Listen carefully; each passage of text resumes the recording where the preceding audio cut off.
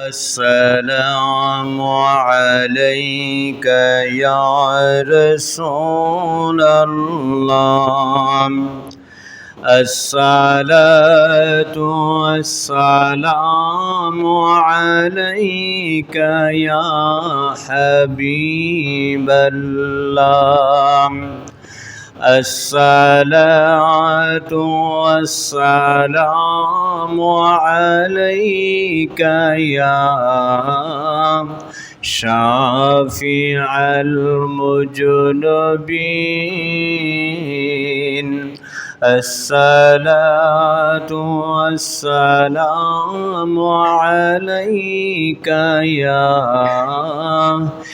رحمة للعالمين. الحمد لله رب العالمين والعاقبة للمتقين والصلاة والسلام على سيد الأشراف الأنبياء والمرسلين وعلى آله وصحابه أجمعين. আল্লাহ সুবহানাহু তাআলার দরবারে আমরা প্রথমে শুকরিয়া জ্ঞাপন করে নিচ্ছি যে আল্লাহ সুবহানাহু তাআলা আজকের এই জুম্মার দিনে আমাদেরকে মসজিদে হাজির হওয়ার মতো তৌফিক দিয়েছেন। সেই মনিবের দরবারে আমরা প্রাণ খুলে শুকরিয়া জ্ঞাপন করে নিচ্ছি। সকলে বলছি আলহামদুলিল্লাহ।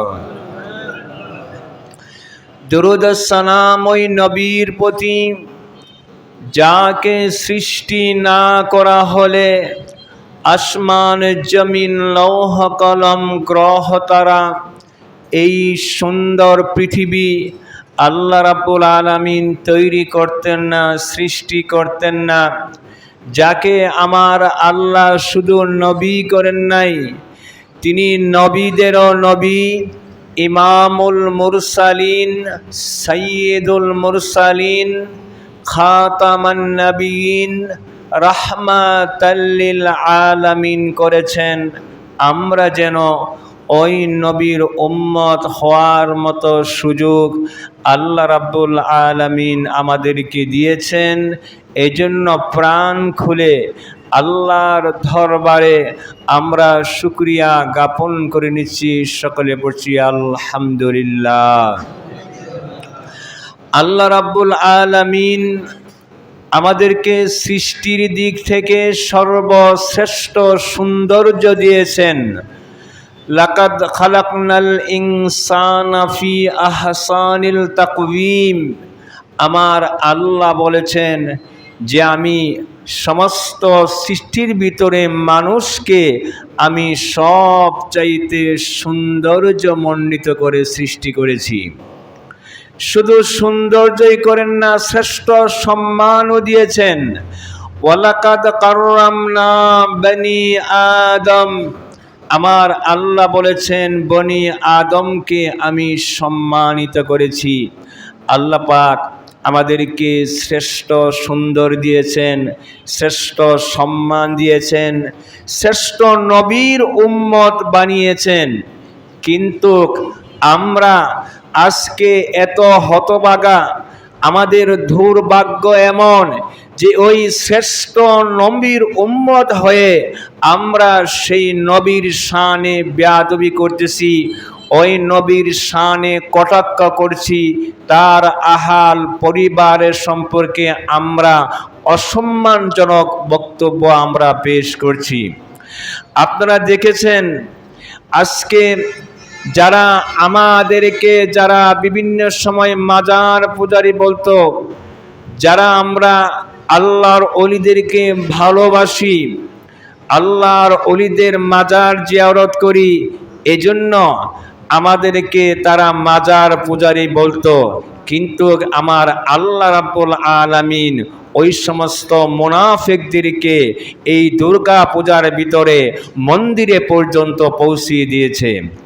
আপনারা নেটের ভিতরে সেই দৃশ্য দেখেছেন, সেই প্রখ্যাত মুনাফিক, সেই মুনাফিক হামজা, তার সেই ভিডিও ক্লিপটা আপনারা দেখেছেন। যারা দেখেন নাই, আমার কাছে সংরক্ষিত আছে, আপনারা দেখে নেবেন। এই মুনাফিক হামজা বলতেছে যে আমাকে মন্দির উদ্বোধন করার জন্য দাওয়াত দেওয়া হয়েছে। আমি একটি মন্দির উদ্বোধন করতে গিয়েছিলাম। আপনারা বলেন, কোনো মুসলমান কি মন্দির উদ্বোধন করতে যেতে পারে? আপনারা তো কোরআন বুঝেন না, হাদিস বুঝেন না। যদি কোরআন হাদিস নাও জানেন, আমি যদি আপনাকে বলি যে এই মন্দির উদ্বোধন আপনারা আসেন, আপনারা আসবেন? আপনারা আসবেন না। কেন আসবে না? মন্দিরে গেলে এটা যে গুনাহ হবে, এটা বোঝার জন্য কোরআন হাদিসের কোনো প্রয়োজন নাই। সাধারণ কমন সেন্স এটাও বোঝা যায় যে মন্দির এটা হচ্ছে মুশরিকদের জায়গা, তারা সেখানে পূজা করবে, কোনো মুসলমান সেখানে যেতে পারে না। যারা আমাদেরকে বেদাতি বলেছিল, আমরা নবীজিকে সালাম দেই, সেই সালামকে তারা বেদাত বলেছে। আমাদের নামাজের পরে দোয়াকে তারা বেদাত বলেছে, জানাজার পরে নামাজকে তারা বেদাত বলেছে। যারা আমাদের সেই শবে বরাতের নামাজ পড়াকে বেদাত বলেছিল, আমার আল্লাহর কি শান! ওই সমস্ত মুনাফিকদের আমার আল্লাহ রাব্বুল আলামিন দুর্গা পূজায় তারা ইবাদতের জন্য আমার আল্লাহ সেই দুর্গা পূজায় হাজির করে দিয়েছে। জুড়ে বলেন নাউজুবিল্লাহ। আমাদেরকে তারা বেদাত বলছো, আর তোমরা সেই দুর্গা পূজায় যে মন্দির উদ্বোধন করছো, সে জায়গায় তোমরা ইবাদত করছো। এই মুনাফিক হামজা মন্দির উদ্বোধন করে তারপরে সে একটা বক্তব্য দিয়েছে তাফসিরুল কোরআন মাহফিলে, যেটা আমার নবীর শানে, তার আহাল সম্পর্কে চরম অপমানজনক। আপনারা জানেন, খাদিজাতুল কুবরা রাদিয়াল্লাহু তাআলা আনহা, উম্মুল মুমিনিন, গোটা পৃথিবী মুসলমানদের আমাদের নয়নের মতনি, আমাদের ভালোবাসা, আমাদের মা হিসাবে যারা সম্মান করি। এই মুনাফিক বলতেছে যে খাদিজা সেই ছিল একটি বুড়ি, জীবনে এক ওয়াক্ত নামাজ পড়ে নাই, একটা রোজাও করে নাই, পর্দাও করে নাই, আরো কিছু ভাষা সে ব্যবহার করেছে, যেই ভাষাগুলো মসজিদের মিম্বরে বসে এটা মুখ দিয়ে প্রকাশ করা এটা সম্ভব নয়। আমি বলবো যে তুমি খাদিজাতুল কুবরা তাকে বলতেছো সে নামাজ পড়ে নাই, রোজা করে নাই, পর্দা করে নাই। তুমি সেই তাফসিরুল কোরআনের মাহফিলে বসে ভারতের নায়িকাদের প্রশংসা করেছ, সেটা গোটা পৃথিবীর মুসলমানরা দেখেছে। তুমি মন্দির উদ্বোধন করেছ, সেটা গোটা পৃথিবীর মানুষ দেখেছে। আর আমার নবীর প্রথম সহধর্মিণী শুধু নয়, যিনি সর্বপ্রথম ইসলাম ধর্ম কবুল করেছিলেন, তিনি হচ্ছেন খাদিজাতুল কুবরা রাদিয়াল্লাহু তাআলা আনহা। খাদিজার আমল আমার আল্লাহ কেমন ভাবে করেছেন! পৃথিবীর একমাত্র নারী খাদিজাতুল কুবরা, যাকে আমার আল্লাহ সালাম দিয়েছেন। জোরে বলেন সুবহানাল্লাহ। রাসূল আকরাম সাল্লাল্লাহু আলাইহি ওয়াসাল্লাম হেরা গুহার ভিতরে জিবরাইল আলাইহিস সালাতু ওয়াস সালামের শানে কথা বলতেছেন, তার সাথে কথাবার্তা বলতেছেন। তো এমন সময় খাদিজাতুল কুবরা আমার নবীর জন্য খাবার নিয়ে সেই হেরা গুহার দিকে তিনি আসছেন। যারা গিয়েছেন দেখেছেন মক্কা থেকে হেরা পাহাড় দূরত্ব কতটুকু উঁচা, সেটা যারা গিয়েছেন তারা ভালো করে অনুধাবন করতেছেন। সেই হেরা গুহার দিকে যখন পাহাড়ের কাছে গেল, হযরতে জিবরাইল আলাইহিস সালাতু ওয়াস সালাম বললেন, ইয়া রাসূলুল্লাহ, নবী গো, আমি এখন বিদায় নিলাম। আমার রসুল কেন বললেন, কেন? জিবরাইল বললেন, ইয়া রাসূলুল্লাহ, খাদিজাতুল কুবরা আপনার কাছে আসতেছে, আমি এখন চলে যাব। তবে যাওয়ার আগে আল্লাহর পক্ষ থেকে একটা সংবাদ, খাদিজা যখন আসবে তখন এই সংবাদটা আপনি পৌঁছিয়ে দিবেন যে আমার আল্লাহ রাব্বুল আলামিন খাদিজাকে সালাম দিয়েছেন। জুড়ে বলেন সুবহানাল্লাহ। খাদিজাতুল কুবরা রাসূল আকরাম সাল্লাল্লাহু আলাইহি ওয়াসাল্লামের সাথে হেরা গুহার মধ্যে যখন খাবার নিয়ে পৌঁছে গেলেন, এবার রাসূল আকরাম সাল্লাল্লাহু আলাইহি ওয়াসাল্লাম খাদিজাতুল কুবরার চেহারার দিকে তাকিয়ে তাকিয়ে মুস্কি মুস্কি হাসতেছে। জুড়ে বলেন সুবহানাল্লাহ। মা খাদিজাতুল কুবরা স্তম্ভিত হয়ে গেলেন, একটু হতভম্ব হয়ে গেলেন। আল্লাহর নবী আমাকে দেখে হাসতেছেন, কারণ কি আমি বুঝতে পারি নাই। খাদিজাতুল কুবরা বলেন, ইয়া রাসূলুল্লাহ, নবী গো, আপনি আমাকে দেখে হাসতেছেন, আমি তো কিছুই বুঝতে পারলাম না। আমার প্রাণের নবী বললেন, খাদিজা শোনো, তোমার জন্য বিশেষ একটা সংবাদ আছে। কিছুক্ষণ আগে তুমি যখন আসতেছিলে, হযরতে জিবরাইল আলাইহিস সালাতু ওয়াস সালাম এসেছিল, তার সাথে আমি কথা বলতেছিলাম। তুমি যখন আসতেছ, জিবরাইল চলে গেল, যাওয়ার আগে একটা সংবাদ পৌঁছে দিয়েছে। হে খাদিজা, একটু আগে জিবরাইল বলছে আমার আল্লাহ রাব্বুল আলামিন তোমাকে সালাম দিয়েছে। জুড়ে বলেন সুবহানাল্লাহ। খাদিজা, আমার আল্লাহ তোমাকে সালাম দিয়েছে। খাদিজাতুল কুবরা রাদিয়াল্লাহু তাআলা আনহা, তার আনন্দে তার চোখের পানি এসে গেল। বললেন, ইয়া রাসূলুল্লাহ, নবী গো, আমার জন্ম সার্থক, আল্লাহ পাক আমাকে সালাম দিয়েছেন, এর চাইতে আনন্দের সুখের আর কি হতে পারে। নবী গো, আমি তো জানি না আল্লাহর সালামের জবাব কিভাবে দিতে হয়। ও আমার প্রাণের নবী, আমার পক্ষ থেকে আল্লাহর সালামের জবাবটা জিবরাইলকে আপনি পৌঁছে দিবেন। যে বলেন সুবহানাল্লাহ। এই মুনাফিক হামজা, সে বলতেছে আমি খাদিজাতুল কুবরার গোটা জীবনে আমি পড়েছি। সে পরে দেখছে খাদিজা তার জীবনে এক ওয়াক্ত নামাজও পড়ে নাই। এই কথা সেই বলেছে। দেখুন তার কতটুকু সত্য। আমার হাতে রয়েছে উম্মুল মুমিনিন হযরত খাদিজাতুল কুবরা রাদিয়াল্লাহু তাআলা আনহার জীবনী। এই কিতাবের ৯৮ পৃষ্ঠায় তার জীবনীতে আসছে, ইসলামের ৫ ওয়াক্ত নামাজ ফরজ হয় নাই, উহা ফরজ হয়েছে আরো কিছুদিন পরে। কিন্তু রাসূল আকরাম সাল্লাল্লাহু আলাইহি ওয়াসাল্লাম হযরত খাদিজা রাদিয়াল্লাহু তাআলা আনহু নফল নামাজ আদায় করেছেন। জুড়ে বলেন সুবহানাল্লাহ।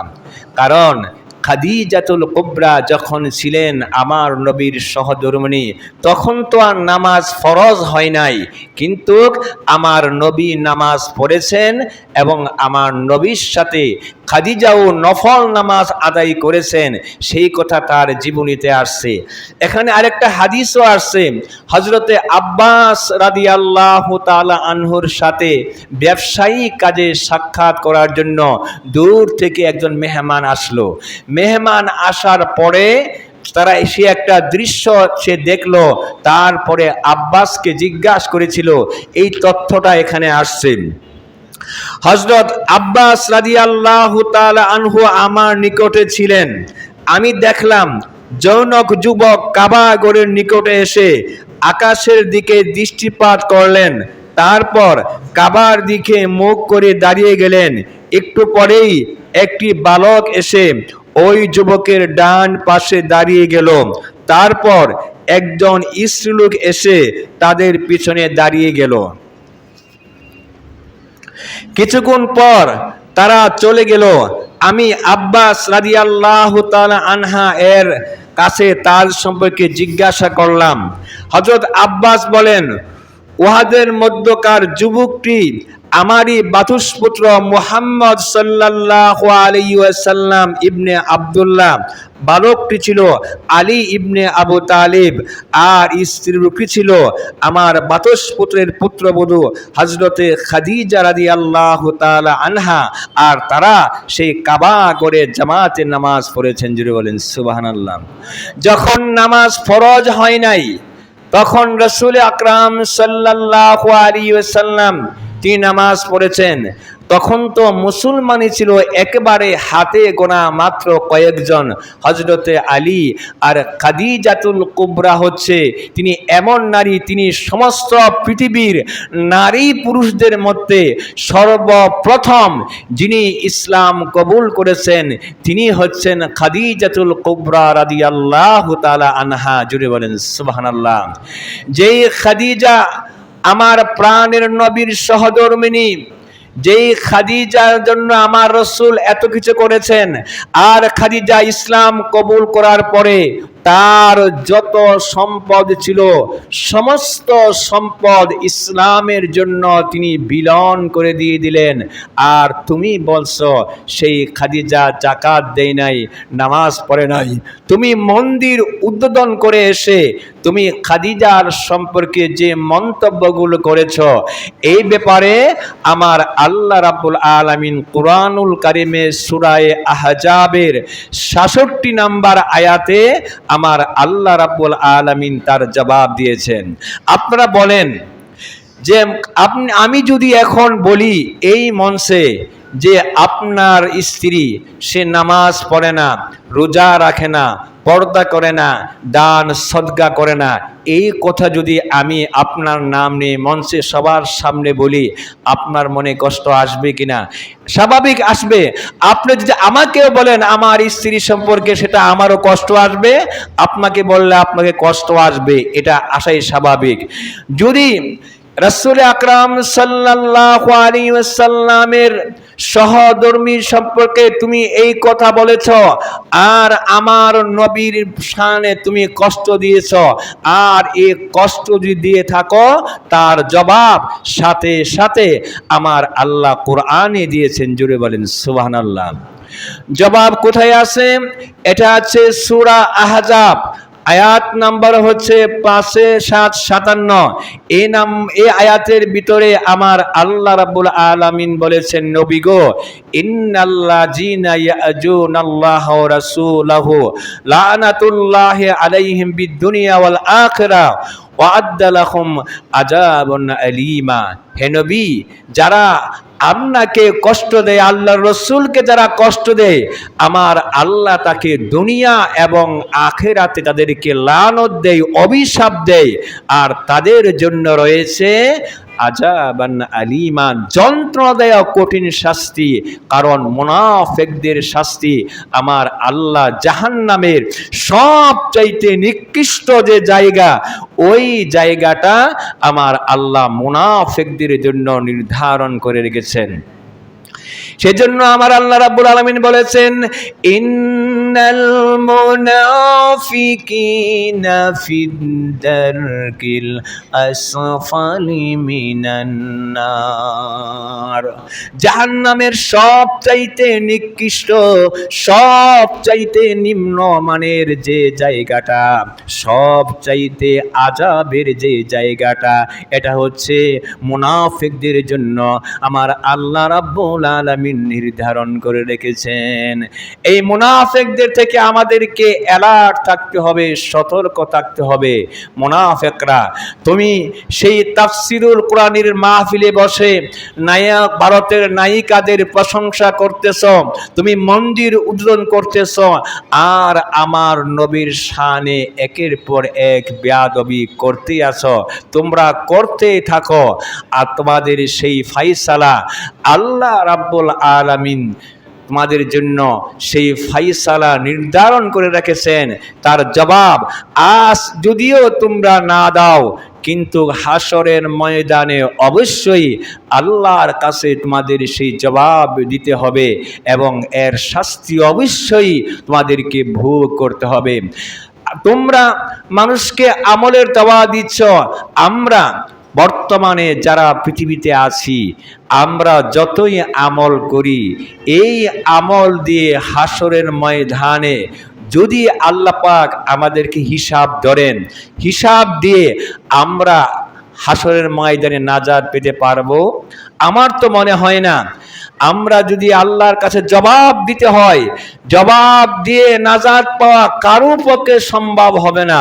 একটি মাত্র ব্যবস্থা, যদি বিনা হিসাবে জান্নাতে যাওয়ার যদি সম্ভব হয়, তাহলেই কেবলমাত্র আমরা নাজাতের আশা করতে পারি। আর তা যদি করতে হয়, আমার নবীর ভালোবাসা লাগবে, মহাব্বত লাগবে।